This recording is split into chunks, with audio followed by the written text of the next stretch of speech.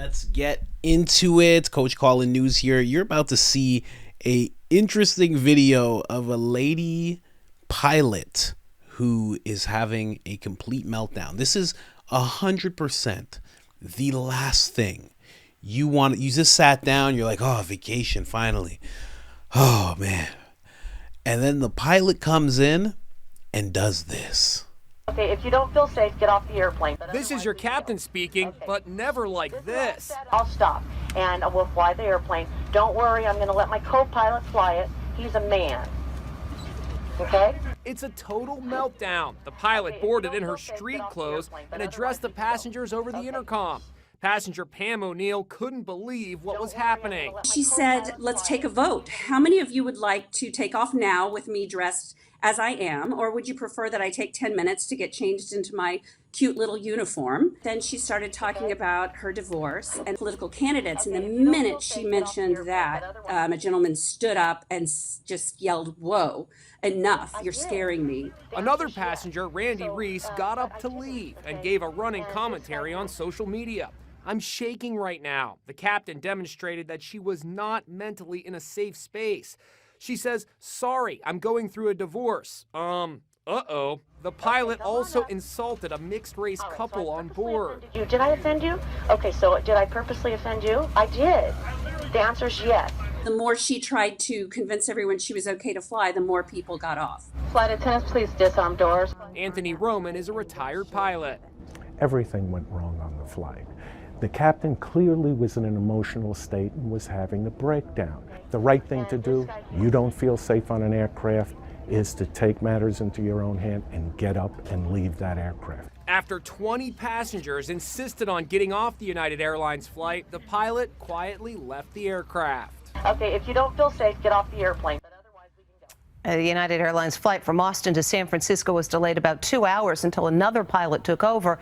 As for the original pilot you saw there, the airline says she has been removed from her duties pending an investigation. Yeah, of course. Are you crazy? She's talking to a couple. Did I offend you? Yes. The answer is yes. I just went through a divorce. I'm tired of seeing love. Oh my God. So interesting, because, you know, a lot of people look at it and they just go, well, that was just a wild, crazy woman who was just, you know, having a breakdown. But a lot of people are starting to see it as, you know, the whole DEI thing. Now, I don't know if you know about DEI. I've done episodes on it before. This is a gentleman talking about he was shaking. But there have been a lot of talks about DEI and how it is actually compromising the safety of planes, doors, wheels. Donald Trump Jr., there was a case where a wheel came off of a flight. I forget which aircraft it was or which airline, so I won't say one. But the wheel came off, and Donald Trump Jr. was like, this is because of DEI, 100%. You know, and there's been even articles as to say, no, DEI is not making planes fall apart. As soon as I see it in an article like this by Vox, I'm like, oh, okay, something's going on. Something's going on. Here's a weird example of DEI right here. This is like a piece from Vice. Listen to. I've never seen a black woman fly a plane. What made you want to become a pilot? So I was a flight attendant for 3 years at a major U.S. airline, and absolutely loved it. The pandemic changed a lot of stuff, and then it really...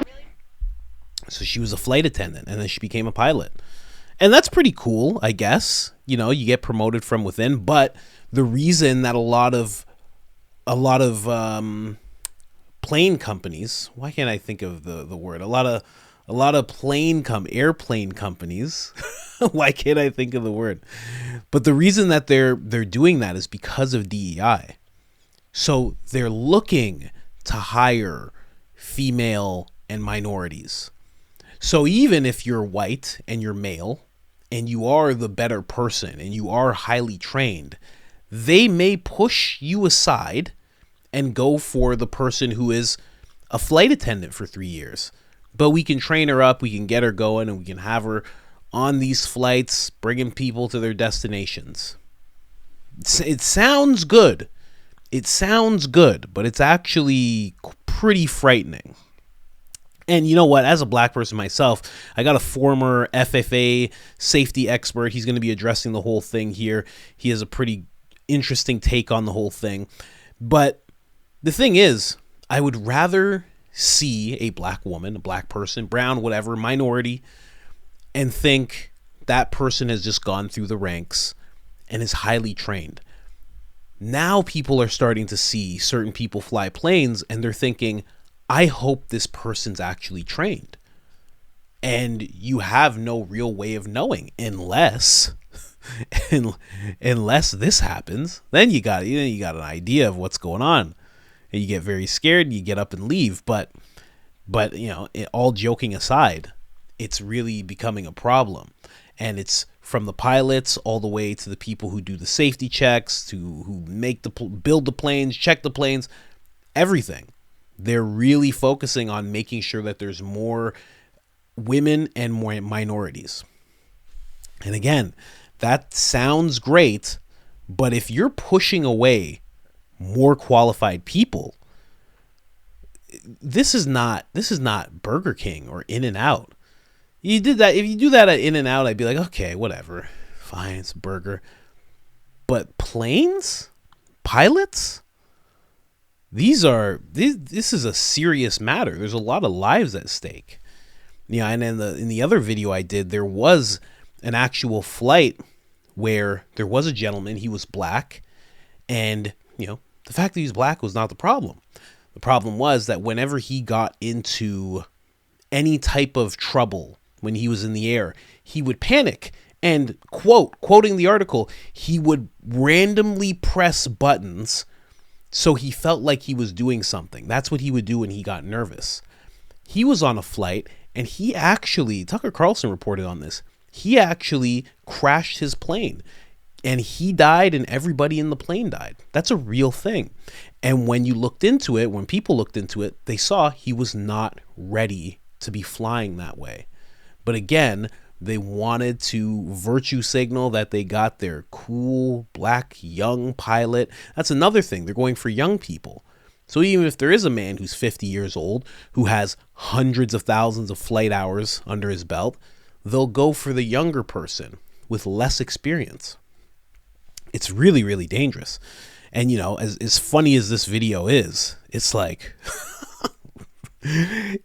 It's funny. That video's funny because I'm sitting at this desk. If I was on that plane, I would be getting up. My wife, my kid, let's go. We're out. We're not staying here.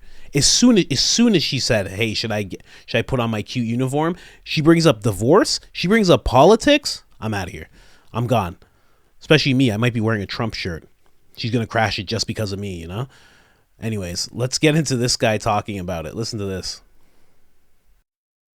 Diversity really has nothing to do with safe travel. When you go on the FAA's website and you see their diversity policies on their homepage, that basically is just being done to satisfy the administration and the president.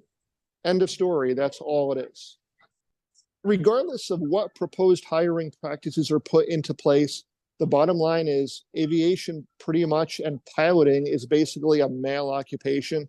You don't find little girls when they're 10 years old saying, hey, I want to be an airline pilot, or playing with little model airplanes or flying model airplanes. It's pretty much a male game, like it or not.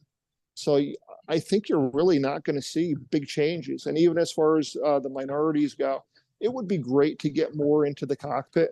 But still, in these inner cities, the money isn't there to fund these individuals. And then, yes, an airline could put 100 people into its program, but they're not going to put 1,000 or 10,000 people into the program because it's not practical, and it's going to negatively affect their bottom line in the long run.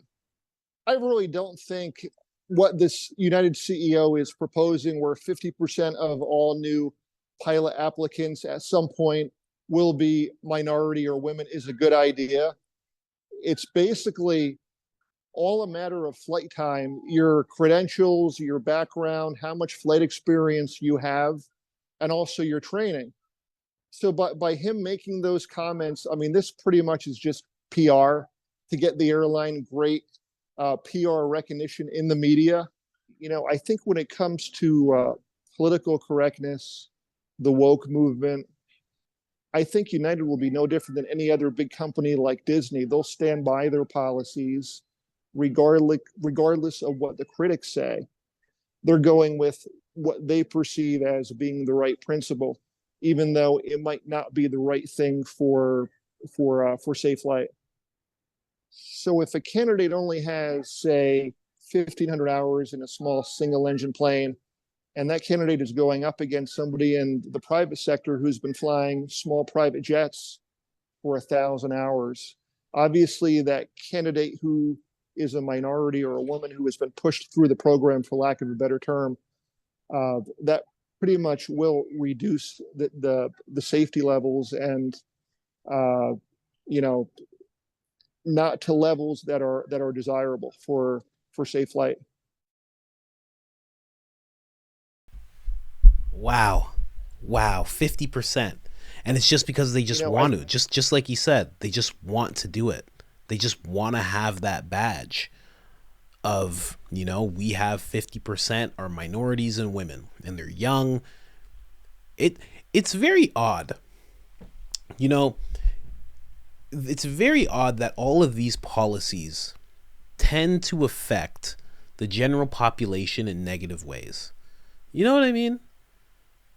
Like this DEI thing, it seems great, but then all of a sudden it goes to airplanes. And then who does it affect? Mark Cuban is not going to be like, get me a DEI. He's not doing that with his pilot. He's going to get the most experienced person. He's not going to care if they're white or black. He's going to say, I want somebody with 10,000 hours who's never had an issue. And they're going to say, okay, Mr. Cuban. And that's who he's going to have fly his planes. That's it. This only affects us negatively. That's it. All of a sudden, our safety is put at risk, And when it comes to climate change, only our driving and output has to get measured and brought and pulled back a little bit. It's just always us that's affected by these little virtue signaling type of policies that they put in place. He even brought up Disney. Same thing. It's like our kids have to watch it. Steve Jobs' kids never got affected by social media, or Mark Zuckerberg, his kids don't get it or aren't going to get affected by social media because he's going to be like, you can't do that. Steve Jobs was like, you can't have iPads and iPhones. It's just us that gets the brunt of everything. I've noticed that with these policies. They never affect the extremely rich, the elite class. It's always just us. Like it's ridiculous. Absolutely ridiculous. And again, sorry to go down that dark road, but I mean, as funny as this video was, it's like, man, this is crazy. This is absolutely crazy that something like this could possibly happen. And likely to happen again. Maybe not like this, And honestly, thank God that she didn't just try to do it. Thank God she had the lack of wherewithal to be like, let me just get on this thing and start talking to people. Because if she just went to the cockpit and just said, oh, let me get dressed and that's it, and bang, and just went and tried to fly a plane, who knows what would have happened? Who knows what she would have tried to do or not tried to do, or so at least we have that, but it's very interesting to see all this DEI stuff. And the last point I'll bring up is there was a whistleblower who passed away as he was in a case with Boeing. And he was talking about how the checks have gotten, for lack of a better word, they weren't as thorough. Their checks, they weren't as thorough with what they were doing. And as I was reading that story and learning about DEI and everything, I was like, oh, maybe there's a correlation there, because this gentleman was an older guy, so he was used to things happening different. And then all of a sudden, in his last couple of years, he noticed things were just off. And I wonder how much of that is a connection to what's going on with DEI. Because, again, at the end of the day, this stuff doesn't help, really. Whether you're a woman or you're a black guy or whatever, minority, it doesn't help that if you want to be a pilot, they're going to push you through a program and get you in the air not because you're the best, but because you're black. I've never understood that. I've never been hired for that purpose at all. At least I think. I mean, I was working in warehouses, like never anything where you actually needed that. Never in companies where they even cared about that. And in a time where they didn't care about that stuff either. So I've never experienced it. But I feel like if someone told me, hey, we're hiring you because you're black and you're young and we need some of that around here, I'd be like, huh. But my resume, they're like, yeah, we don't care. We don't care. I feel like I'd be insulted with that. But there's a generation of people, probably my age, younger, who feel like that's the way it should be. That we should get that. And I don't know. I don't know how much that helps people, women, men, minorities, young. I don't know how much that actually helps doing things like that. And you know what I liken it to? You ever see, if you're 40, 50, 60, you know when you press that handicap button for a door and it opens? When I was young, that was for handicapped people. Is anybody with me here? There was for a long time where you hit that button because you were in a wheelchair or you had crutches or you just couldn't walk right. There was a reason that you needed to hit that button because you were handicapped. And now, if you watch, I don't know if anyone's ever done this, but if you watch a doorway, people of all types, young, virile men who look like they work out, they're hitting that button. They're hitting that button. And I remember my wife pointed out to me, because where she worked, she was right around one of those for getting into where she worked. And she noticed that people, young people, would hit it. And if it didn't open, they would just stand there. And they'd hit it again. If it didn't open, they'd just stand there. And then they'd look at her, because it's a glass door, they'd look at her. And I made the connection that it's funny how things that are conveniences, there's no free lunch, right? So when something automatically opens for you, it kind of dulls what you're naturally supposed to be able to do, which is just open the door with your hand. Under your own force, you're supposed to be able to open the door. But as these things have become more common, these buttons everywhere, people just gravitate towards that. They don't even try to open the door anymore. You know?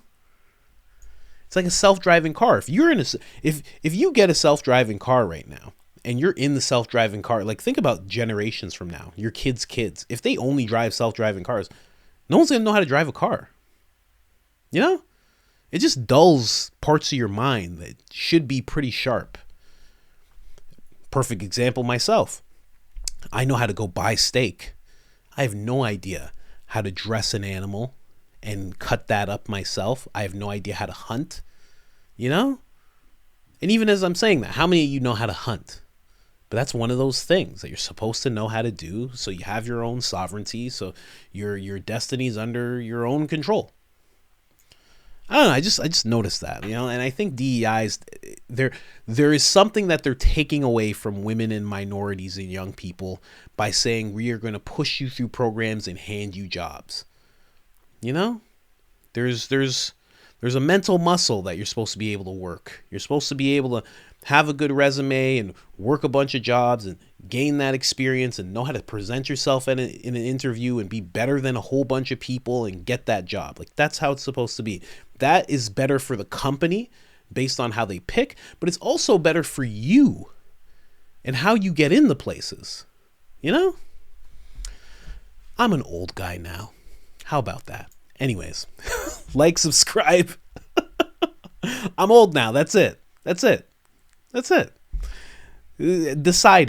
Decided. I'm going to go get a nose trimmer today. I got little hairs on my ear.